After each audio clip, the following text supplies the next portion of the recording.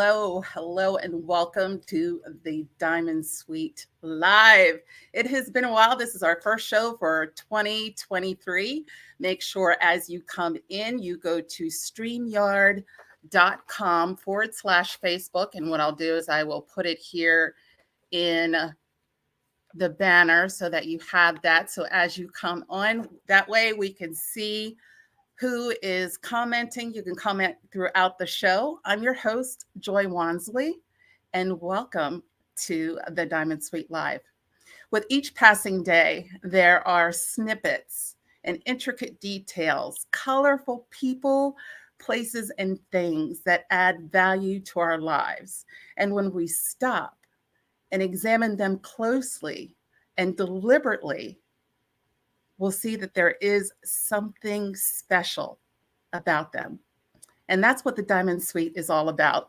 We shine a light on the heart and soul of women who are inspired, intentional, purpose-driven, and they have a vision for their life. And with this platform, they can share their story on this journey in which we call life as it is. And there's always so much going on in all of our lives, no matter what age, no matter where you live, there's always something that is creating a bigger and better story. With that said, we have a fabulous guest that is going to share with us how she shines in her space. And it's going to be a conversation, and I can't wait to bring her on. And we're going to cover the 4 C's of a diamond. And the Diamond Suite is called that because I believe that all women are diamonds and all diamonds have a story. So the 4 C's, and I always like to tack on a 5th C. The 4 C's are the cut, which is the character, the color, which is about her personality, never boring, her clarity, which is her vision, and her carat, which is the weight. And that's her experiences. What has she gone through to make her do or to allow her to do what she does today? The 5th C, are you ready for this? It's confidence. You have to have confidence to do what you do, and that's your why. And your why is so special because that is your firm foundation, more or less like a guiding light to get you to where you need to go next. And today I have a fabulous guest. She is an entrepreneur. She is someone that has a lot of personality and has a really big vision for her life. So without further ado, I'm going to bring her on. Let me change the banner real quick. We are going to bring into the Diamond Suite someone who you're just going to love her. Her name is Jetty Prophyl, and she is the founder and CEO of the B.O.B.O, which is the Black-owned, Black-operated collective. So let's bring her on. Bring her into the Diamond Suite Live. Hello. Howdy, everyone. Hello and welcome. And if you are tuning in, make sure you tap on the video because that brings you into the Diamond Suite Live. And that way, if you have any questions, please feel free to post them and I can put them up on the screen so myself and Jetty can answer those questions.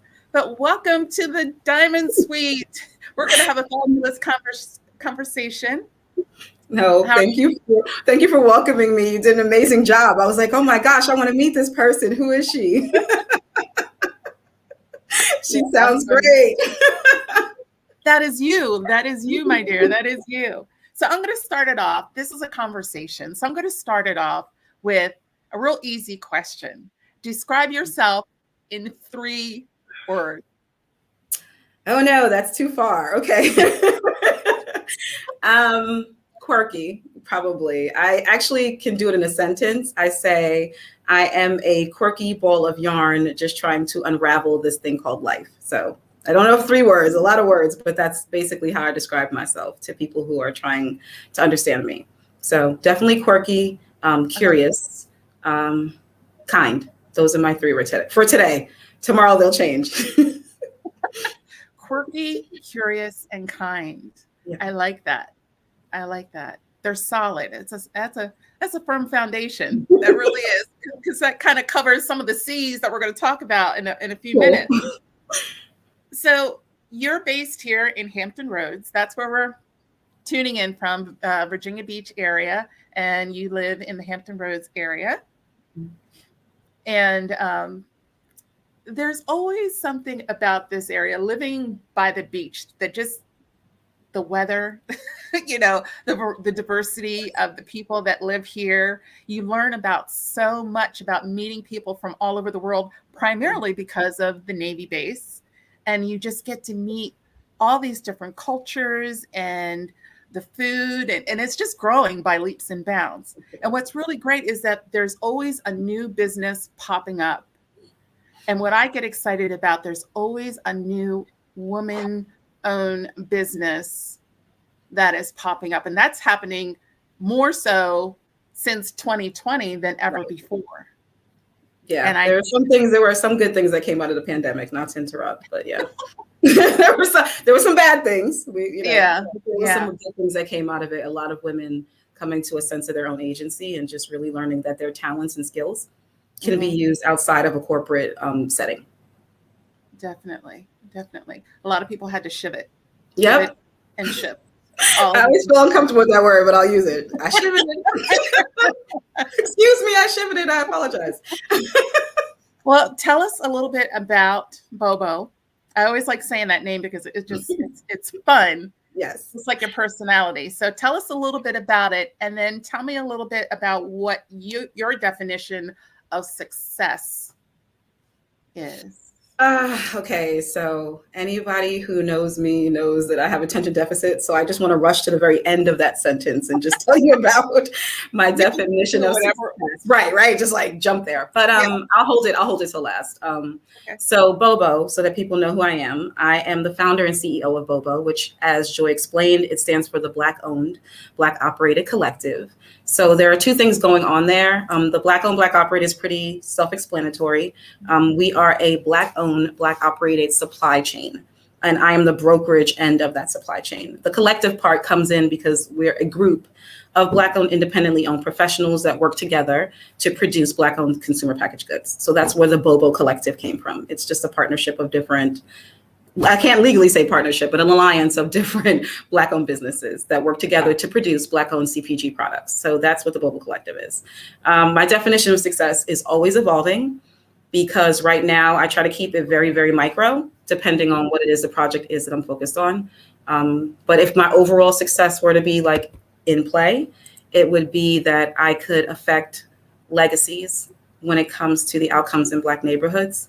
That is something that's super important to me. So that would be like, if I went down in the history books and that's what they said about me, then I would feel successful. That's good. That's really good. So as a woman entrepreneur, I'm sure that there have been peaks and valleys throughout the journey. And what motivates you on a daily basis to achieve your vision, which is one of the C's, your vision, your clarity, to keep you going?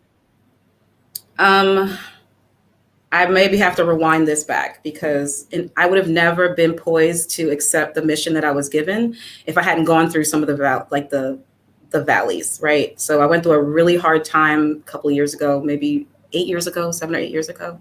It was just a very, very bad time in my life.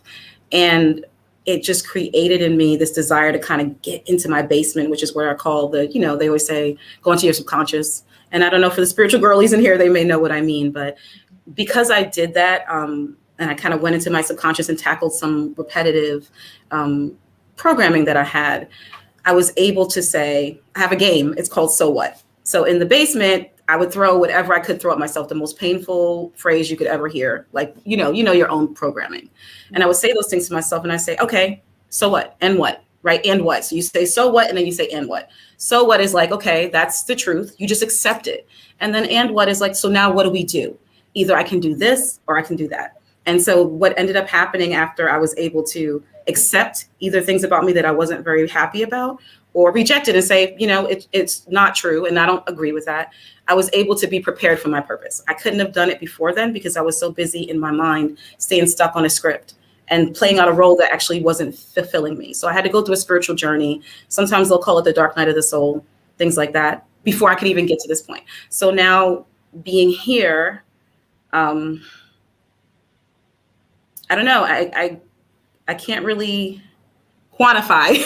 I can't really quantify what gives me purpose. It's more so like once I could clear out the clutter, I knew whatever it was I put my mind to, as long as I focused in on that thing, it was going to be okay. There was nothing I needed to prove to anybody after I was able to do those things. I hope that makes sense. That's kind of where it was that I came from. Yeah, no, it makes sense. It makes sense.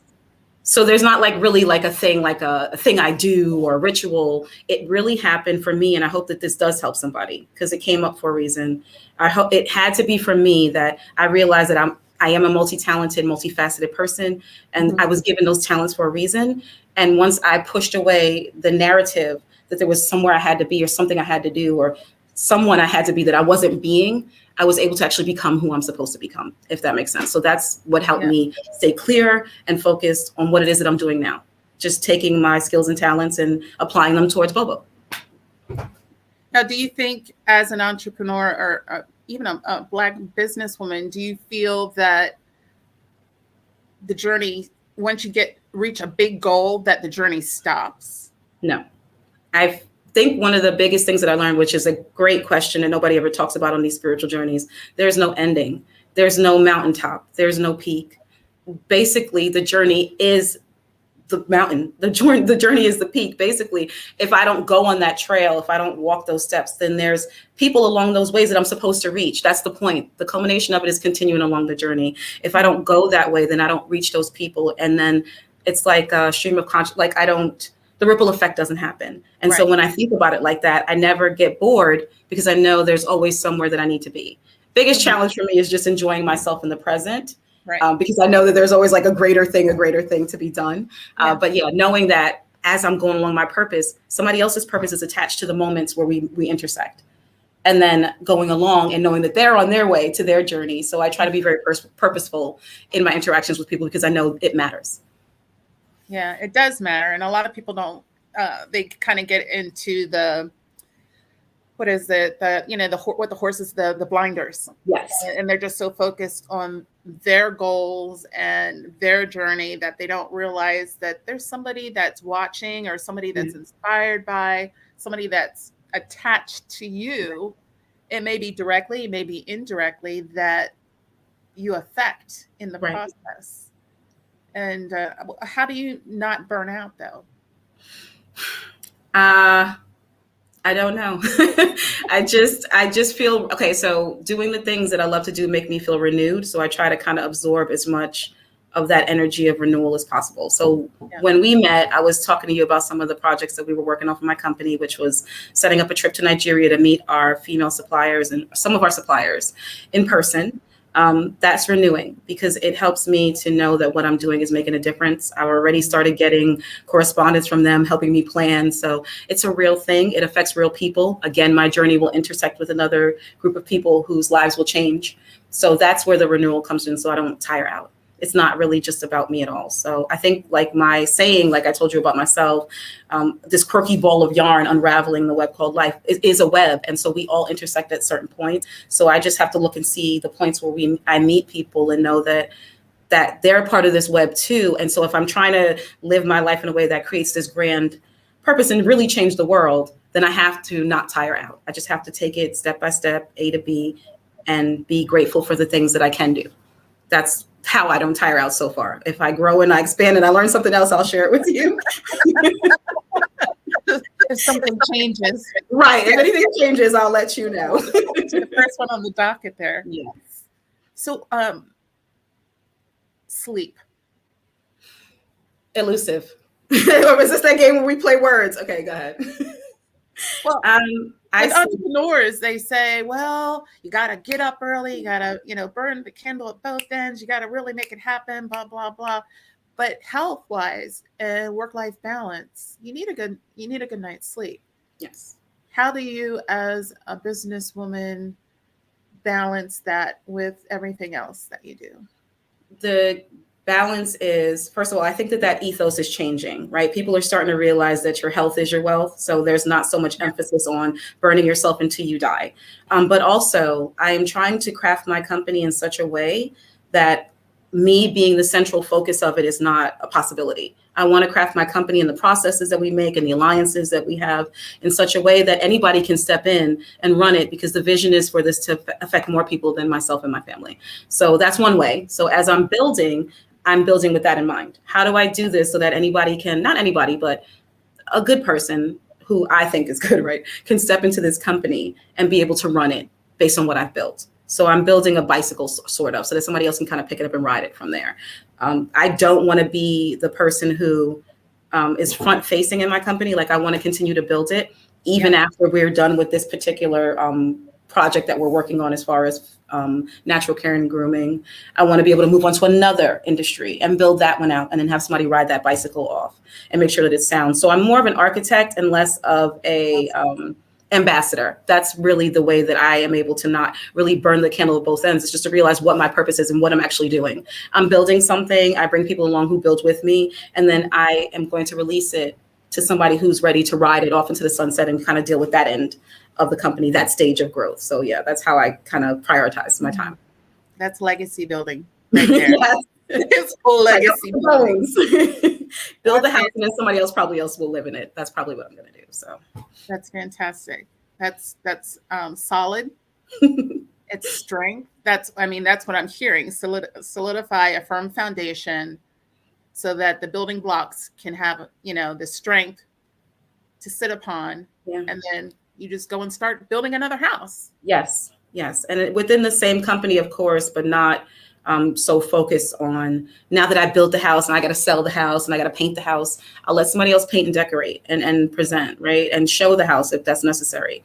But for me, my purpose is definitely in the building, because the vision of building it came to me very strongly. So if I get to be front facing, amazing. I'm obviously not going to abandon my company. It is, in a sense, a baby. And this is what I do want to talk to women about. If anyone ever wanted to ask, like, how does it feel? Like, it is like having a baby. It is the same energy, the same generation, the same manifestation as building a life. And so I'm not going to abandon my baby. What I'm going to do is raise it properly so that I can allow it to go out to the world and do what it is that I raised it to do. I've had 5 babies. You out of the nest or anything. Yes, I'm not going to throw it out of the nest to fall, but I'm definitely going to make sure that the baby is sound before I release it into somebody's hands who I feel like will take very good care of it. That's what I'm trying to create. So it's the same energy for somebody who's wondering how they can do it. If you can be a mother and you can kind of imagine what that looks like step by step, you can definitely build a business. It takes the same kind of mental mechanics. The way you speak, I can just see your mind going. It's just like boom, boom, boom, boom, boom. You are an architect, because about all of the details and the intricacies, the details. Intricacies. I'm a nerd too. I know the word. But yeah, and that's what it takes.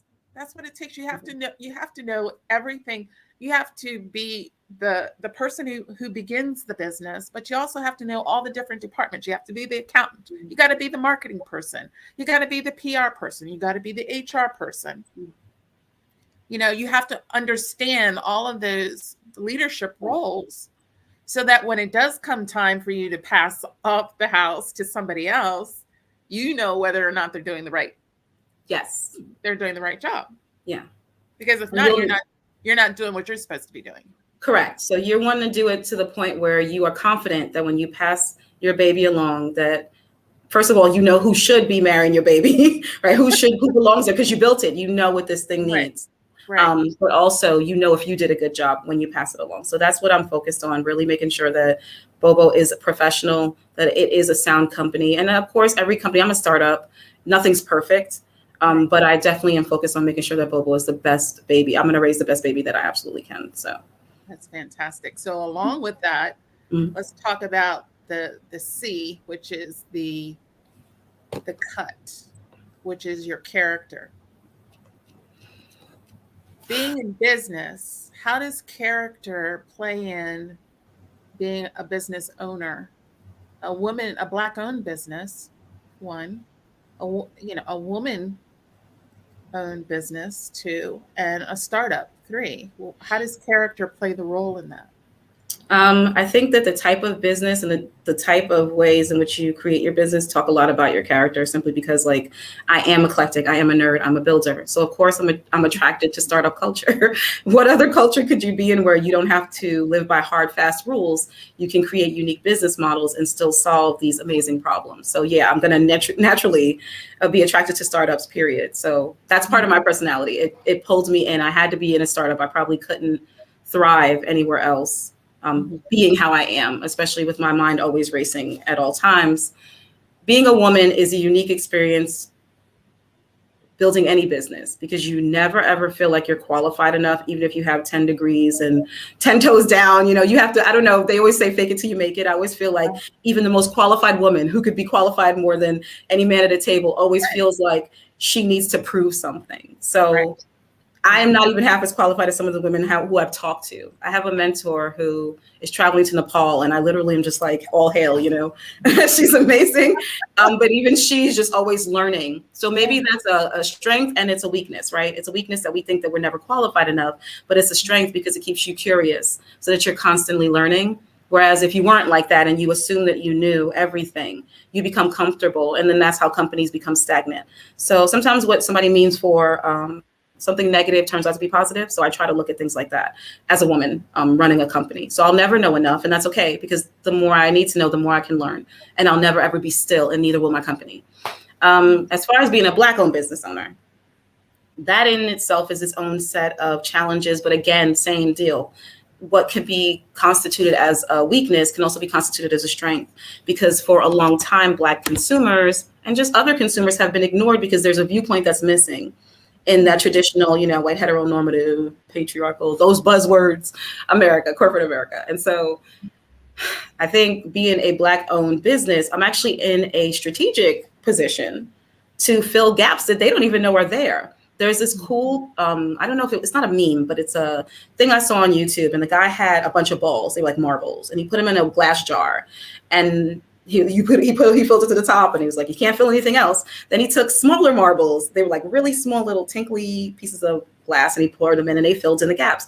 But then he took sand and he filled it in, and he filled in the gaps. Yeah. And I was like, that is what it's like being a Black business owner, where you think that, the market's saturated or somebody else has solved that problem. You literally are kind of like sand, and you're filling in these pieces that the bigger marbles or the little pieces of glass missed. They missed those parts. So I'm in a good position, I feel, to bridge a lot of gaps, close a lot of loopholes. I think a lot of Black businesses are, and we don't even realize it. So I may take it as like a setback, but I don't. I actually take it as a strength.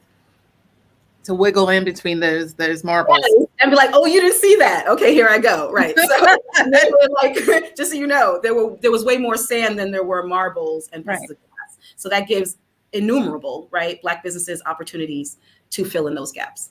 And that's what they say.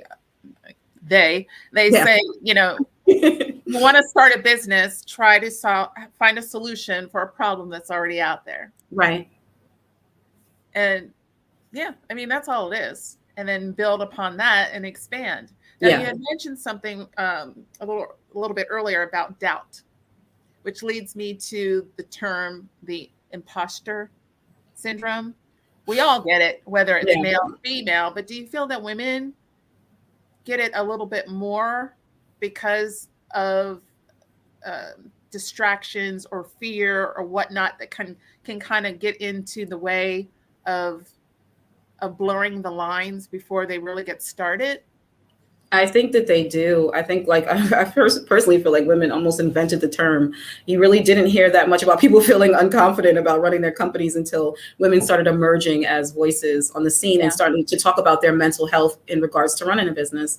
And then you started hearing more. Not that imposter syndrome didn't, exist before then. I just feel like there's a certain privilege that women, I mean privilege in a different way. When I say privilege, I mean that women joining the corporate world and being more vocal has actually opened up the talks about mental health and what it takes to run a company, right? So words like imposter syndrome and even thinking about mental health when it comes to building a company were things that were really unheard of before and kind of frowned down upon. And yes, I do think that women a lot of women, I obviously won't say all, feel a little bit of doubt as to how competent they are for a position. But I think that kind of bleeds over as a culture of women, because we're like that in all things. We're always questioning ourselves and our capabilities, no matter what it is that we're doing. Are we being a good mother? Are we being a good aunt or parent or friend or daughter? We're always questioning our relationship to others. And so I think that's kind of where that imposter syndrome energy comes from, always trying to figure out what it is that we can do that's best for all, which, like I look at everything, can be both a blessing and curse depending on how you tackle it and how you look at it. Right, right. Do you feel that women in general, they struggle with the imposter syndrome because there's a fine line between being overly assertive and then trying to be humble? Yes, but I will put a caveat there, because like I said, with women, our culture as a group is different. How we've been socialized is different. So maybe we are made to feel guilty if we are aggressive, because that might not just be our natural mannerisms. Not all of us. Some of us are. I mean, some of us kick the volleyball and beat the boys, and we run down the field screaming with arms up. And some of us, like to sit with a book like myself and discover the newest thing. I think that it's just, obviously there are ranges of people no matter what demographic we're talking about. But I think as a culture, how we've been kind of socialized, that might not be our way to be aggressive in order to stand up in a room. Our way may be to work as a team with people. And they've shown actually, or they're seeing as more women companies emerge, that team lead energy has become kind of prominent. So it just maybe women have a different style of leadership. Right. So, and whereas before we might have felt incompetent because that was a different style when it was male centric and male led, women have a different way of doing things, again, because of how we're socialized. And we have yet to see what that's going to look like in the coming years as our socialization changes. But for now, it just might be that instead of feeling guilty, one of the ways to help ourselves with imposter syndrome is just to realize that women have a totally different approach to dealing with people. So there's no reason to feel guilt. It's just to maximize what your strengths are, which are working with many different people at once. And that's our strength. We're able to deal with multiple people at once and address their needs simultaneously. And that's an amazing thing in business, that even some, corporate CEOs who are male are still struggling with. So. Yeah, that's a good point. So let's talk a little bit. Let's bring your personality into all of that. That's your color. That is your color. Never boring. You're never boring from what I've learned about you so far. But tell us a little bit about how your personality. You said you like sitting at home with a good book, and you could be quiet. Yes. But then there's that energy that I see, that I feel. It's like an engine, purring, and is like, let me go, let me get at it, type of thing. Tell us a little bit how your personality has really shaped you as a businesswoman. I love that you said an engine, because it's just as volatile. It's like there's the quiet part and there's combustible part, and they're all just like fighting against each other until they get me moving. Right. I am a nerd by label. I label myself as a nerd, and I actually label myself as boring because to some people I'm not a go, and in the sense of like just finding fun things to do to fill my time. My time is measured. What I like to do, I'm a deeper thinker. So that's the solid part that you sense about me, because even though there's a bubble there, there's a balloon, there's always a tether, there's a line or a string that keeps her grounded. So I am a fun, quirky balloon. I love to explore things, and I have very high morals and ideals and ideations, right? But there's also a part of me that likes to ground those ideas so that they actually become reality. So that's what you see, is that constant tug of war between the realist part of myself and then the quirky part of myself that allows myself to dream. And I'm always trying to strike a balance between the two. And then I think what holds me grounded is the heart-centric piece, which is me trying to always consider others when I'm making those decisions between my heart and my gut. Wow. Yeah. That's powerful. Thank you. I didn't know. I was like, came out of nowhere. It's powerful because I don't think a lot of people consider other people. They just consider, what can I get out of this? How much money can I make? When can I jump on the next big thing and just go. They don't think about other people, which can translate into their tone. Yeah. When they're talking to people, it can sound kind of hierarchical, if that's a good word. Hierarchical. Yeah. Or they, just they just don't think about other people, but I believe the personality, you can see it throughout the whole business, because your personality is going to affect those people that work with you, alongside of you, that build alongside, as well as people that are working under you per se, but because you're a leader, you wear so many hats. And let me throw that question at you. How many hats do you think you're wearing now? I am lucky enough that I have 2 assistants working with me, so not all the hats. Basically, I still do wear most of the hats, but they kind of carry it when it gets a little too burdensome. I'm trying to integrate them in slowly but surely, so it's always kind of hard to know what to give you and what not to give you. I don't like to let my baby go to anybody, but yeah, I'm not completely alone. I am actually in a couple of programs. I'm in Capital One Catapult, which is a supply chain program for supply chain professionals. They help me a ton with mentorship and making sure that I'm building this thing along with how I want to build it and what I wanted to say about me. So that piece that you talked about with my personality and my ethics showing through, that's deliberate. This program has benefited me so much.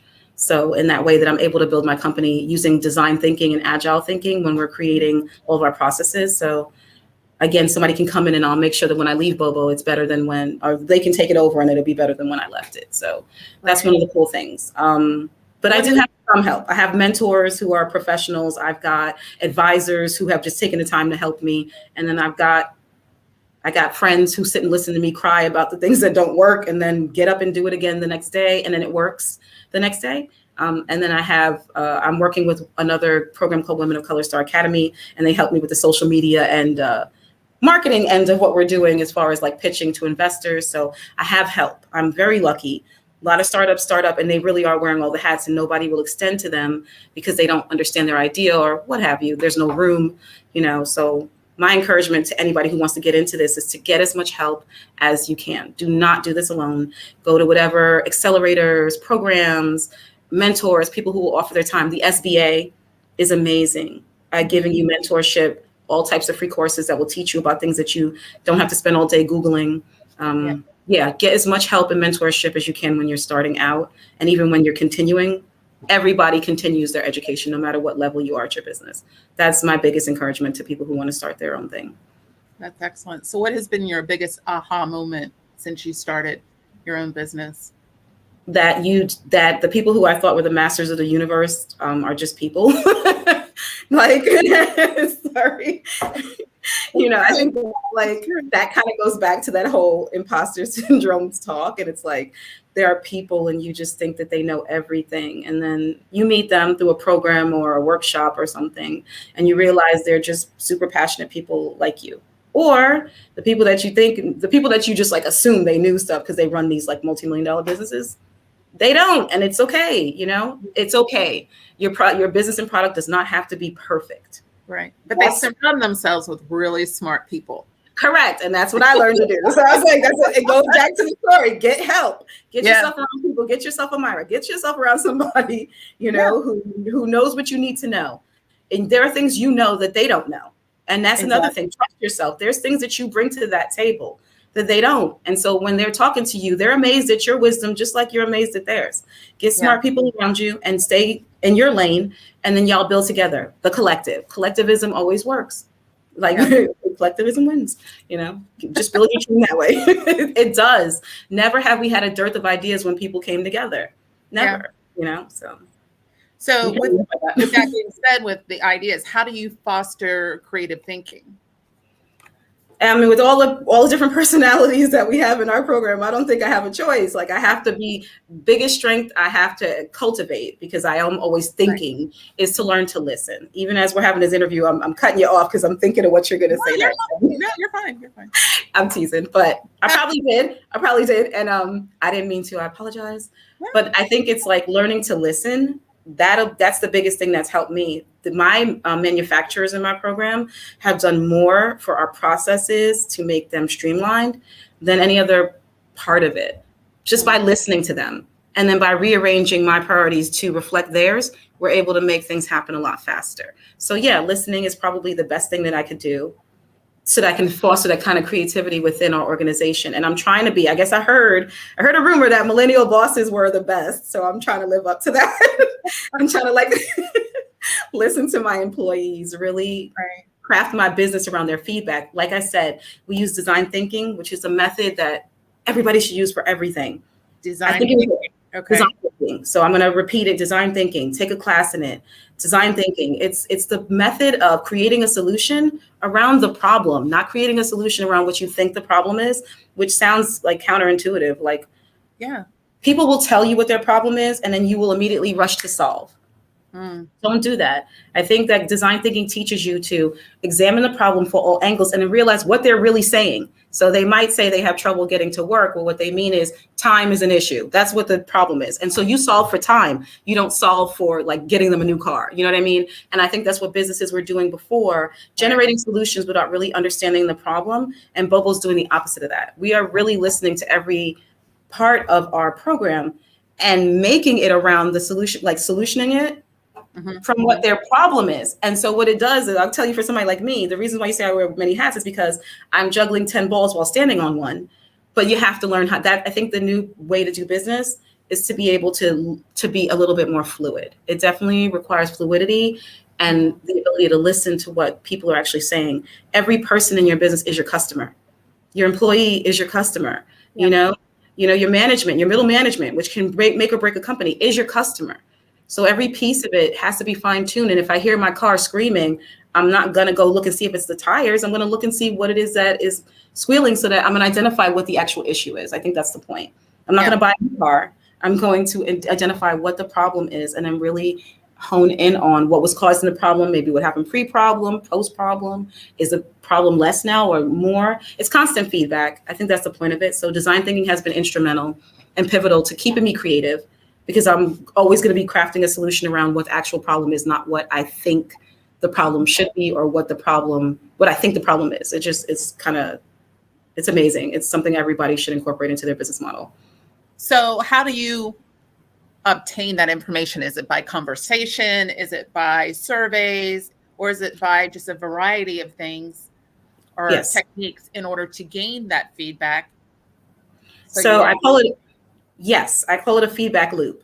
There is constant, every time you reach a level or you pass a metric, because you have your own metrics for what you're trying to ascertain, what data set you're trying to ascertain, is when you get that feedback. And then you compare that feedback at every stage, and it will differ as you get closer and closer to whatever the problem is. Once you start seeing the data combine, I guess once you start seeing the answer or what your questions are, what questions you're asking, once you start seeing them reflect what the problem is when you start getting alignment and you know you're right where you need to be. That's what it is. It's just constant tweaking. That's the only thing about design thinking. It may not be for everybody, so let me not be so adamant. But I would say if you want to keep a company that's creative, you want to build that into your methods all the time, every person. So when I'm done talking to a product creative, of course I'm going to send out a survey because I want to know what things they like, what things they didn't like about what it is that we did. Or I'm going to have a one-on-one with them and we're just going to have an open-ended conversation without me questioning or steering their outcome. And then they're going to tell me what's going on. And I will see how many times I hear the same issue coming out of their mouth, the last person that I talked to's mouth, the person before that. And that tells me that there's a problem, right? Because I see a common pattern. So what it is reading patterns and being really astute at listening. So it takes a different set of skill sets that I'm used to, but I'm becoming so much better because of it, you know? So that's what I'd say. Definitely look into design thinking as a methodology, like, you know, just like all hail on that. Right. It's created for B.O.B.O a culture that I can be proud of. So you're doing all of that on the business side. How much of that has trickled over to your personal side? Not to delve into your personal side, but how much has that learning to listen better, learning to, you know, communicate differently, how has that translated to the other side of your life? Well, I think it is learning to listen better. And I've always wanted to know how to listen to people. I think that design thinking just helps my ADHD mind listen in a way that actually gets me the information I'm looking for. So maybe that's a better way to explain it. So now that I'm using those methods, yes, when I hear my children talk or I hear somebody talk, I'm identifying what do I hear them say, not just the sentences that they're talking about, but the times I hear them say tired, angry, right? I know then, okay, they must be tired. And maybe I'm just a little slow. I need to hear it a couple of times, but Right. for me, identifying that I hear this pattern over and over again among different groups, right? Different people I'm interviewing, tells me that it's a consistent problem. So that means it's a problem with me and not necessarily like a problem that just stems with them. So that's where the listening comes in. How much do I see the commonalities? Is there a pattern that I'm missing? And then when I see it, I'm saying, okay, what am I missing that I'm doing in my practices that's creating this problem that needs to be solved? And then I start talking to them. What does a solution look like to you? So if this is your issue, what would it look like for me to solve it? Or what would it look like for it to be solved? You can't put yourself in it. You always remove yourself from the thinking because the solution lies with the consumer. So what needs to be done for the problem to be solved? And they'll give you their opinion, about what they think. And then you just take that and compile it. And again, you hear commonalities and you break it down. It's sort of like a cool funnel. To just kind of give you a visual of how it looks when you start. It's broad. And then you just kind of start narrowing it down until everything starts to become one answer, so to speak. And then you solve for that particular answer. So yes, it's helped to make me a better listener. I think it's going to help to make me a better business person, no matter what business I tackle, because I'm really going to make it a point to build around this medium and actually expand it to whatever businesses that I use in the future. So that's good. Because that's about business all day. It's like we can talk about business all day. Family. I mean, everything that you do on the business side does trickle over, or it's more like a matrix. After a while, it just all connects in weird and wonderful ways. But the fact that you're learning constantly on the business side, it does help you become a better individual on your private side. It really does. Well, fingers crossed. I'll let you know. Like, my kids aren't done being raised yet, so we'll see the other end of the experiment. But they watch everything that you do, and what you say. So kids are very observant. They're very observant. Which brings me. We have about 17 minutes. Brings me real quick to. That went fast. I know, right? To the C, the fifth C, which is confidence. Which is your why. Why are you doing what you're doing? There was no light bulb moment that made me decide to start B.O.B.O. It just was an evolution of, I always say it was a natural evolution of my skill sets and talents, because that's the truest way I can explain it. I was a boutique owner. Me and my mom and my sister had a boutique. We didn't keep it open, but we did have a boutique at one time. And me and my sister actually tried to create a product line. So I did like I do. I get on my computer. I'm doing a lot of research, trying to figure out who to reach out to. I find regional buyers. I start reaching out to them about this product we've made. And there were certain things that we had to do to get that product on the shelf. And the threshold can be high when you don't have a lot of money to spend, or even if you do you want to make that investment? It's a high risk to put, thousands and thousands of dollars to create a product that you don't know is going to sell. And then there's the return cost. So if the product doesn't sell on their shelves, they charge you to come back and get it. So I know all these things, learning for myself. And I was like, just like going back, another evolution. So I had a bookstore. Bookstore didn't do very well in the location that I put it. So I'm already a natural nerd. So I'm looking at all these different things. That's just one thing. And I also was a child of two entrepreneurs. My dad was Haitian, and Haitian immigrant. My mom is Black American. And I grew up with him having like a video store. So my mom had a clothing store. I grew up as a child of an entrepreneur. So it was kind of natural for me to walk into business. It wasn't like a big surprise to anybody in my family. I spent my afternoons with my mom after school in her business. So it really was a natural evolution of the things that I've done. And then in between all those stories, I was in sales and marketing, worked for Gold Key before they went under. So I actually really enjoy sales. I know people think some salespeople are slimy, and some of them are, but there's a necessity to sales in the sense that people have things that they want, and then there are people who can get them what they want so that they don't have to spend all their time looking for those things. That's where salespeople come in. And as long as they're not slimy, it's a good business, right? So it was just like, that was just my background. I come from New York, so hustle culture is probably built and baked into my DNA. Like, I breathe, eat, and sleep. How do I get something going? Because I do want people to understand, like I told you earlier, I am very passionate about what I'm doing, and I'm very purposeful, but I'm also very practical. What I'm doing is not only this passion project, it's not a charity. What I'm doing by creating this Black-owned supply chain is going to practically help, and I don't mean practically, or in a practical sense, help Black businesses at every level. by creating a Black supply chain, we can actually create distribution where we can provide products to beauty supply stores that are being denied because they're being blacked out. I don't know if you guys know what a blackout is, but it's when a supply chain won't sell to them.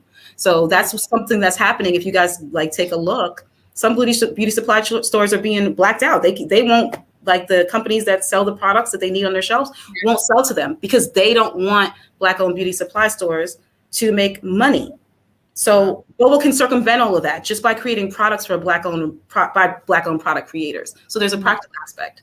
But back to what I was saying as far as sales, this all came about because I already knew how to do those things. And then the pandemic happened and I had this grandiose idea to make a marketplace for Black-owned CPG products. But we kept coming up with these like hurdles against it. Like once I would reach out to a product creative, their product had either been acquired or they sold it or they didn't sell it. They went out of business because they couldn't afford to keep on buying product and making it, and it wasn't selling. So there were all these things. And I was like, well, there's got to be a smarter way to do it. So every time I would go through the process, I'd be like, well, here's where we can come in. And here's where they can come in. And that's where the B.O.B.O Collective, once I made the process, then I started reaching out to other Black-owned businesses that are already doing the things that I needed in that process. And then we set ourselves up as the brokerage end of that. And that's pretty much how it was born and made. No aha moments. It was more like a baby that grew into an adult. And here, like, I was poised for this. I didn't even know. I was like, I'm not new to this. I'm true to this type of thing. I was kind of born. It was just kind of inbred to you, you know, from your parents. And it was just something that came natural, which I find that when we look back on our journey, we see why things happen. Yes. You know, I'm a true believer that things happen for a reason. Yes. In the moment, you might not understand. You're like freaking out, like, why is this happening to me? I don't understand. I don't get it. But when you go a little further and you turn around and you look back and you're like, that's why. Right. And it's true. I mean, literally for me, I was born for this. So every moment when I was like suffering through whatever we were going through, it was for this mindset that I have now. And I think that like something that you said just like really resonated with me, especially just the journey part of it. It couldn't have gone any other way. It just really couldn't have, in order for me to be as passionate about this as I have been. Every single pitfall made me like more determined, more knowledgeable, so that, yeah, if I do come up against imposter syndrome, it happens. Right. But I look back and I see how I was like born for this. And I say, no, I'm right where I need to be. And I think that's probably the valleys part that we don't always appreciate. It's like, it'll prepare you for the imposter syndrome so you don't feel like you don't belong there. Because when you look and see, you see that you were literally made for that moment. So that's kind of one of the cool things about it that I love. That's cool. Yeah, because we as women, or just anybody pretty much, but Yeah. I'm speaking primarily to women, I feel that sometimes we can beat ourselves up. Yeah. When we get into that slump, they're like, oh, I should have done this, or why didn't I do this? We get wrapped up in our minds. Yeah. You know, we get so tangled that sometimes we can either get stuck or we can get so tangled that we just give up. And you're like, you know what? I'll just never mind. Right. Versus moving forward, trudging through the quicksand or the mud or whatever to get to the other side. Right. You know, so. Well put. Let's see. Celeste has a comment here. We all face imposter syndrome, and once you push through it, our authentic self and vision emerges. Thank you. Yeah, that's true.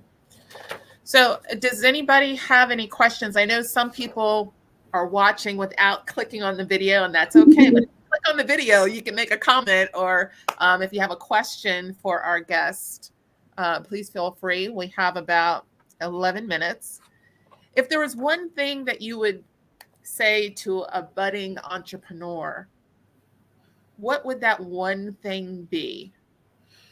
It's I think when people make me quantify stuff, I get nervous. I'm like, God, am I going to say the one thing? It's like, I don't know what it is. If they're like, tell me 2 things. Yeah, you're like, tell me 3 things about you. I was like, no, I'll tell you 10 things. You know, like, I don't know what it is.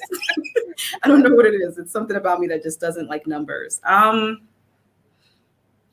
I wish I kind of, when I was doing this and when I first started B.O.B.O, because I've had quite a few businesses. Well, how about this? Even going further back to when my bookstore failed, because I just thought it was the end of the world. I love books more than anything. I almost love books as much as I love food, or more than I love food. It's very close. but Okay. I need food to live, right? So when my bookstore didn't do well and I wasn't able to secure the money that we needed to get it up and running, I felt devastated. I really, really wanted to give up on this journey, because if you take a leap of faith and you fall flat on your face, that is about as traumatic an experience as you can have. It can stop you. You're right. It can stop you in your tracks and make you say, I'm not meant for this. Yeah. Right. And then we did it again. We opened up a boutique, right? And that didn't do well. So, and hitting myself on the face with that one was like, but you knew, but you did it the last time and it didn't work. What did you learn? You know? Yeah. And I was very hard on myself at that time too.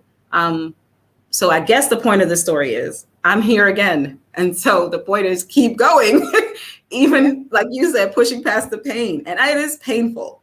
Yeah. You know, there's a lot of things in my life that have not gone the way that I wanted to, that I've learned to accept and not internalize. But I think when it's your business, when nobody asked you to do it and nobody said, go out and do this thing, and you did it and you messed up and you failed, it hurts. It's like, it hurts it's like an arrow, or like you get a piece of glass in your foot and it never, ever gets out, no matter how many times you go in there with the tweezers. It's like a shard and it pinches at you and it can destroy and deflate your confidence.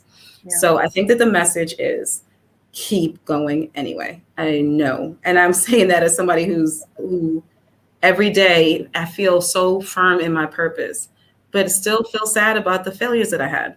You know, sometimes I look back and I'm like, God, what could I have done better?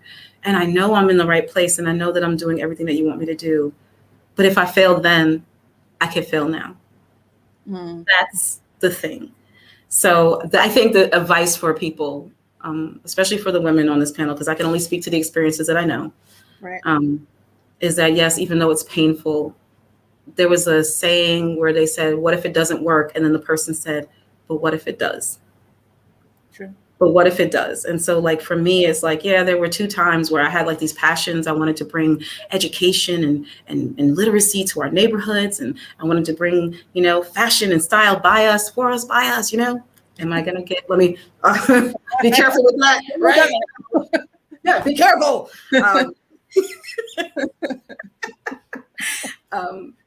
I think that the point, I guess the point of it is keep going, because what if it does work? What if you actually are our Rosa Parks or our Marcus Garvey or our Martin Luther King or whoever, you know what I mean? Yeah. Let's see, we have a question. What's one thing you would do differently because failures are stepping stones towards clarity? What was the moment of clarity that came from that very moment others, yourself included, consider failure? I understand what you're saying, Celeste. I don't beat myself up as much as I did about it before. I'm just saying is that I can understand. It's like a little shard. There are times when I look back and say, I could have learned from that better. I could have done that better. And then I have to realize that, like you said, they were stepping stones towards clarity. I would never have felt confident enough to do something like B.O.B.O if I hadn't failed at what I did before. And I did learn things, obviously, because I incorporated them into my business later. I just say for the people who may feel hesitant to step back into the pond because they were stung, I'm telling them to do it anyway. I'm telling them to do it despite the pain and despite the fear. Do it anyway. You know, that's what I think. That I didn't mean to say don't fail, though I don't like it. I don't want to lie to you. You know, we're supposed to be honest here. I don't want to lie to you. It is very, very hard to fail. And especially when you put a business is a reflection of your self-worth to some degree. It's you showing your skills and talents to the world. So to fail at that is essentially hard because, again, nobody told you to do it. And you know that the odds are pretty high that you will. But the message is to do it anyway. I don't know. I can't explain to you why the universe was like, go do it again, girl. Go do it again. You felt, get up, girl, ride the bike. You know what I mean? And my knees were scraped and my nose was running and they were like, do it again. And every time I do fall, I'll be honest with you, there are failures now. Every time I do it again. And I don't mind it this time. It isn't personal anymore. I know that every time I fail, the point was design thinking. What did you learn from that? And how do you solve that a little bit better next time? So they were preparing me for it. Exactly. There has to be a time or a situation where you have to switch the narrative. You know, failures don't have to necessarily be negative. Yes. I mean, what, Thomas Edison, he failed, 500 times or 5,000 times before he created the light bulb. Yeah. But he kept going and learned from whatever he failed at, because it's like, okay, well, that didn't work. Let me Yes. try this. Yes. In design thinking, we call that prototyping. Prototyping and testing. Do you see how beautiful it is? You never fail. You're always just prototyping. Oh, And my so if that goodness. prototype doesn't work, you just know that there was prototype B and C and D. So that's what it is. Right. We're prototyping. But the cool thing with B.O.B.O is I build like that. So I know we're prototyping all the time. And so as I'm shivering, we always keep that in mind. How you make me shiver in this room? But yeah. We're That always, word. It's awesome. we're always doing that. So there's less of a fear of failure because there's constant learning going on. There is. Now, I know you said that you were a book lover. Yes. Name 3 books that you would recommend for it can be for a budding entrepreneur, or just a good read that you think that every woman should read, or anybody. So confession, I do not really read nonfiction books. Isn't that horrible? I read if I have to read from my industry. So of course there are books that I read from industry that I have to. But the books that I like to read are actually fiction books. So I will recommend those because that's more authentic. Okay. The 5th Season by N.K. Jemisin. So just quick synopsis. It's a world, I love dystopian societies. A dystopian society where the world is experiencing a natural disaster in the form of an earthquake. And this happens, they call them seasons. And they're literally about hundreds and hundreds of years where the world is in disarray and it breaks apart and then comes back together because that's the natural order of things. And there are these people who are born with these powers to be able to heal the earth, either to keep the rocks together or to break them apart. And so the people are both feared and revered, right? That's a fabulous book. Black woman author.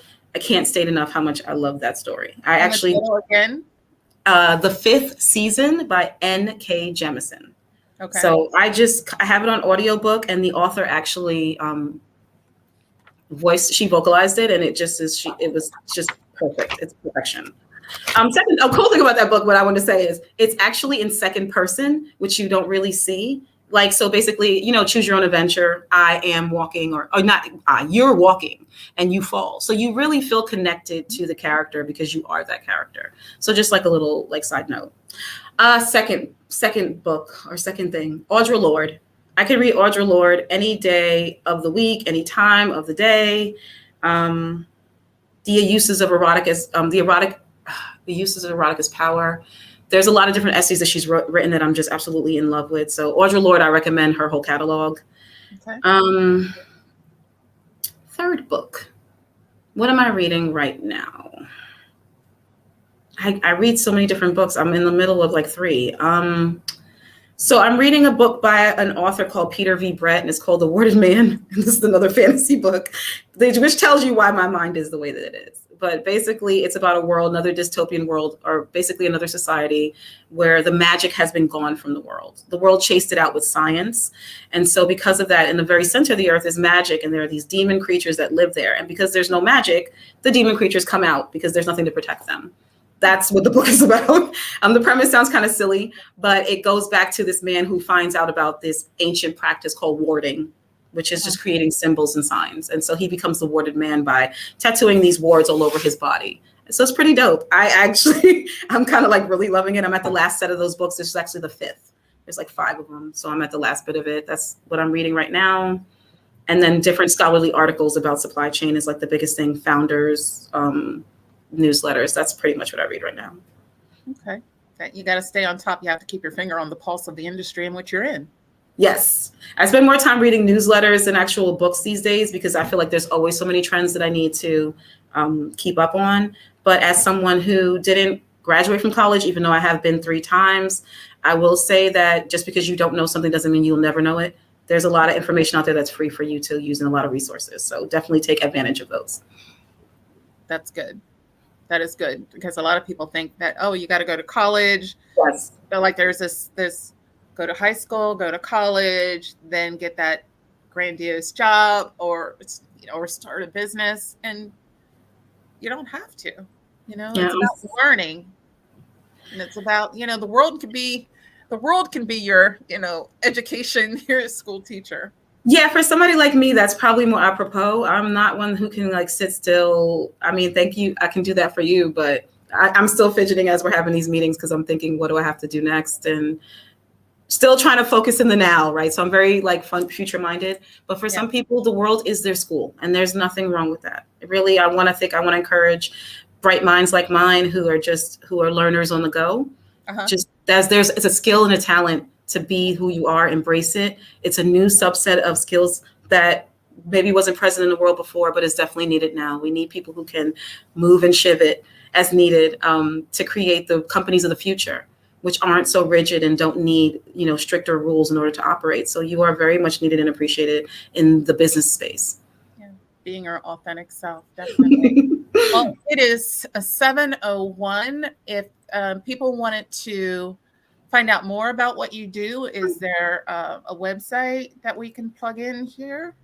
So my website is, I'm a business to business, so B2B. But if people want to follow our journey to watch the suppliers as they produce our products and get the products to the United States and we manufacture it, they can follow us at the B.O.B.O Collective on Instagram and TikTok. We'll be posting a lot of different media footage very soon from our trip to Africa and even the manufacturing process, some of the product creatives who are in our program. We're going to rep them very, very soon.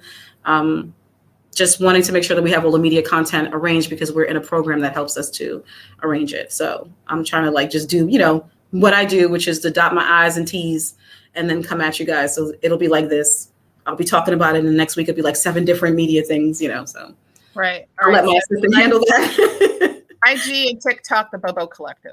Those are my babies. I really do love Instagram and TikTok. So you guys can follow us there. And we hope to see you as one of our consumers using our products in the near future. We're going to be launching on July 3rd. So, well, I want to thank you, Jetty, for being here because I just love your authenticity and your clarity and your authenticity. I think you're very impressive, and it's going to be interesting to watch your journey because I think you just have a firm foundation, but the fact that you're learning and growing and not afraid to take the leap and do what you need to do to bring your dreams to fruition. So if you're watching here, thank you so much for watching. I know some people didn't click, but that's okay. And if you're watching the replay, that's fantastic. Please do, but follow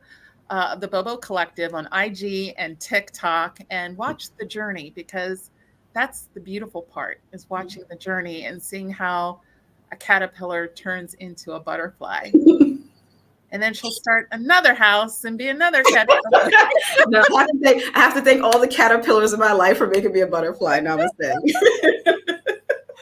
All righty. Well, thank you. And I just want to let everybody know the next Diamond Suite Live is going to be on April 9th. Yes, usually it's the first Sunday of the month, but that first weekend is my birthday and I'm not doing a show.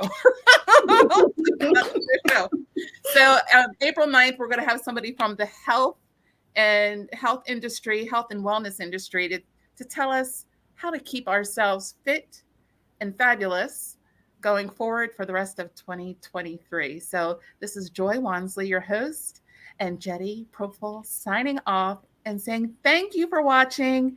And I hope this inspired you. I hope that you took away some really good information and that you get to apply it to your journey, because your story matters.